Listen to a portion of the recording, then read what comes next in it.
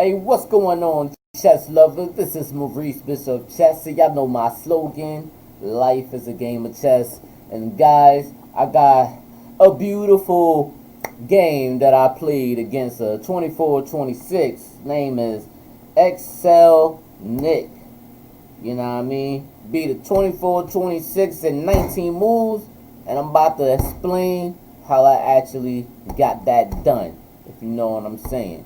Alright guys, so I played as black, my opponent played as white. Believe it or not guys, I was actually playing a Vienna type of opening, which I didn't know nothing about that. But I'm going to just show you exactly how I got it cracking. Alright, so my opponent plays knight c3, I played d6, e4, e5, right? So f4 is played, and I understand like when people go f4, they want to develop with knight f3, bishop b2, white castle kingside, maybe queen f3, where they can actually get a open f file and start an attack on the king. So I actually understand the concept of the whole f4, because you can get an aggressive attack going, and I'm pretty sure that's where he was actually going for. So because that's stuff that I play, I actually understand that. So I go knight c6. I go knight c6, he go knight f3, and I actually go bishop g4, guys. What I didn't know is there's this thing called the Vienna game, Omaha Gambit. I never heard it before ever in my life, the Omaha Gambit. Obviously, it's supposed to go like knight d4, and then f captures e5, then bishop g4, pinning this knight. If bishop b2, bishop captures f3, bishop catches f3, then d catches e5, and then if white castle, then we go bishop c5, and then obviously king h1, and then knight f6. Now after d3, usually black will castle, but again, I don't really know this type of opening or that concept of that, so I don't really know too much about it. But it's something that I think it's probably a good thing to try to look it up and see, like, you know, like the concept of it and how it's supposed to be played out. So I'm gonna definitely check that out. But of course, guys, I didn't play the knight d4. I didn't do none of that. After knight f3, I go bishop g4. I didn't go knight d4. Obviously, XL Nick actually knows something about the Vienna game, because he quickly went bishop b5, which maybe got me thinking maybe that's why black goes knight d4. So this bishop b5 wouldn't be there, right? But no problem. I go queen d7. I go queen d7 because, again, I don't got to worry about d4 moves because I have the e5 pawn guarding that square. So it just doesn't matter to me. h3 is played. I go bishop captures f3. And for all y'all that's probably wondering, you know, why not move it back? If I move it back, g4, g6, and then f5. He tracks my bishop, so I'm kind of forced to actually take that that knight anyway. So bishop catches f3, queen catches f3, and then I castle queenside. Now, when white castles kingside, I already know that he's going to want to go f captures e5, and then go queen captures f7, where the queen gets the 7th rank. So guys, again, I play stuff like this, right? Maybe not the same type of position, but almost similar. But I play similar positions like this, and I'm telling you, I know the game. I know what D wants to do. Again, you got to know your enemy when you play against your opponent. You know what I mean? So, what I did, guys, I did something else. Because, number one, I wanted to get this light square bishop out the way. I got to get that joint out the way, you know? But also, I want to be able to cut off this queen and his rook. But I'm gonna tell you my whole thinking about with this. All right. So I go a6. He takes, which I was very, very happy of that. Queen captures c6. He takes my pawn. I take back, and then he goes queen captures f7. So when I looked at this position, I was like, ooh. It's like, no, let me stop, guys. Now, when he did this move and everything, I realized, like, okay, I can really do something. I can really cut him off. So what I did is I played knight f6. I played knight f6 because, number one, the queen can't go nowhere on this side. Can't go queen e6 with my queen here. Can't go d5 because my knight here. Can't go c4 because my queen is here. You know, so I wanted to create something where I can potentially move my rook on an f file, where I can potentially call some type of back rank mate, you know, inside the king. You know, there's a lot of mating patterns, you know, inside positions like this. So you just got to keep your mind open for it. So after the knight f6, my opponent goes d3, and this is a logical move because the opening principle is you want to develop all your pieces and put all your pieces out on the board and everything. And this was the only piece that wasn't in a fight, you know. So he goes d3, you know, to get his last piece out the you know, in the fight. So I develop my last piece, which is bishop c5, but I do it with a check and with a tempo. And as soon as I got him in check, I go rook d f8. Now, guys, everything is coming to plan right now. And I'm going to tell you something. After this rook d to f5, obviously my opponent did take my pawn. I think even the stockfish says that it was right to take the pawn, but either way, I think this is losing for white. That's just me. The thing is, if the queen decides not to take the pawn, like if he goes somewhere like queen b3, I do have threats like knight h5, which is devastating, very devastating right now. You're probably thinking like, wait a minute, how is this devastating? Well, it's devastating because I'm threatening knight g3 with a check hitting the rook. But I'm doing more than that because I'm also about to control this f-file, which I'm kind of am anyway. And then I could always switch this queen here. Another thing about this is I wanted to show y'all, if rook captures f8, I will immediately take back with the rook. And then it's bishop d2 because he's just trying to get his rook on the 8th rank, you know, control the 8th rank. Then I got moves like queen g6. If, you know, knight d5, rook f2, I'm threatening to checkmate right here.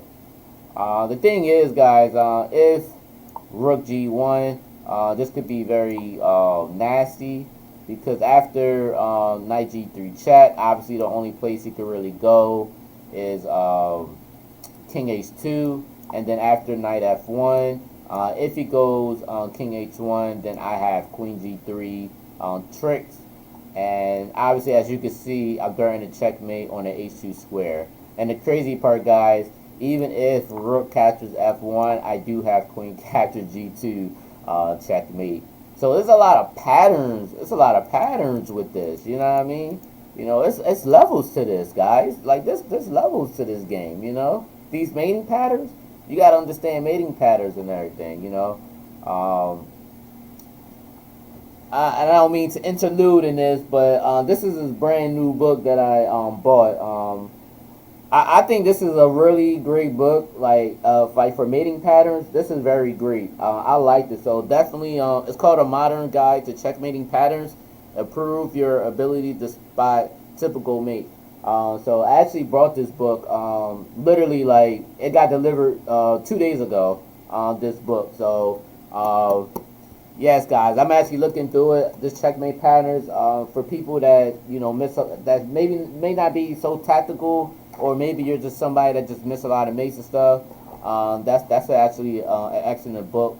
I don't really. I mean, obviously back then I bought a lot of books, but since then I haven't really bought a lot of books or really bought anything because I just been analyzing my games and going that route. But that one was actually pretty interesting, you know, spotting mating patterns, and that's what I like. So definitely check that book out.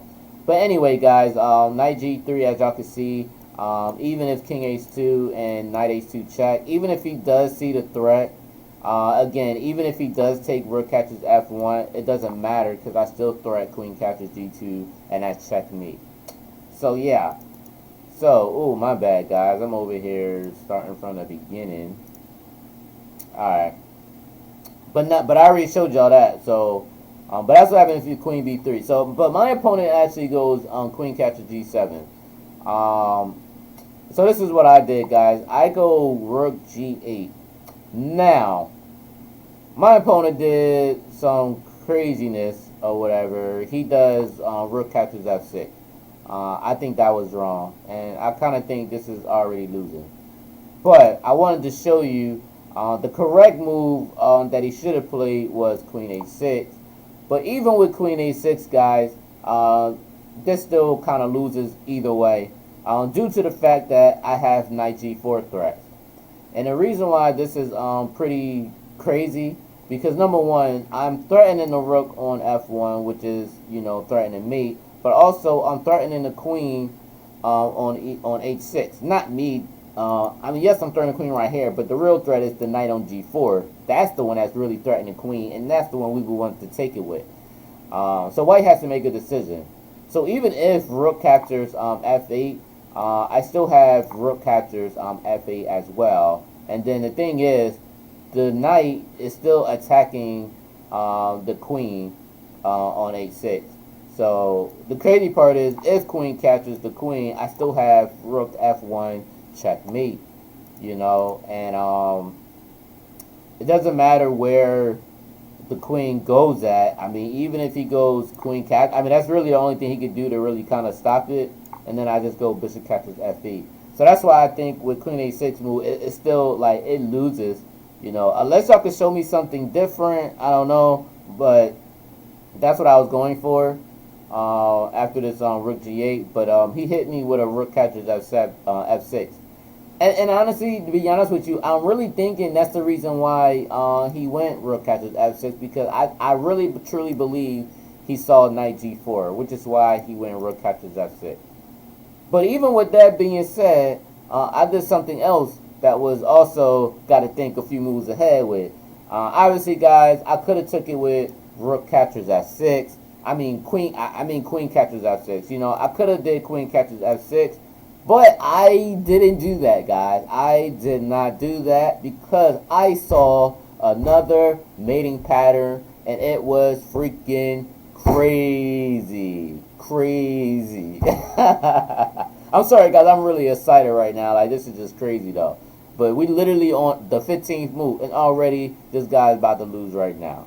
So after rook captures F6, instead of me going queen captures F6, because I'm pretty sure that's what he was thinking. He was thinking I was going to go queen captures F6, but I shocked him with rook captures G7. Yes, guys. I shocked him with rook captures G7. And he's probably thinking, oh, we go tat for tat, we go queen for queen, no problem, no problemo, you know. And obviously, guys, he's not going to go rook captures F8 and not take my queen, because, you know, if he takes my rook and I'm gonna take back with the bishop, you know, it's losing for White. So he's like, you know what, we just gonna go rook captures the queen. That's what we're gonna do.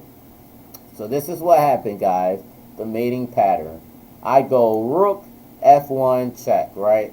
I go here, he goes king H2. Remind you, my rook is on a G file, so he can't go nowhere with that, right?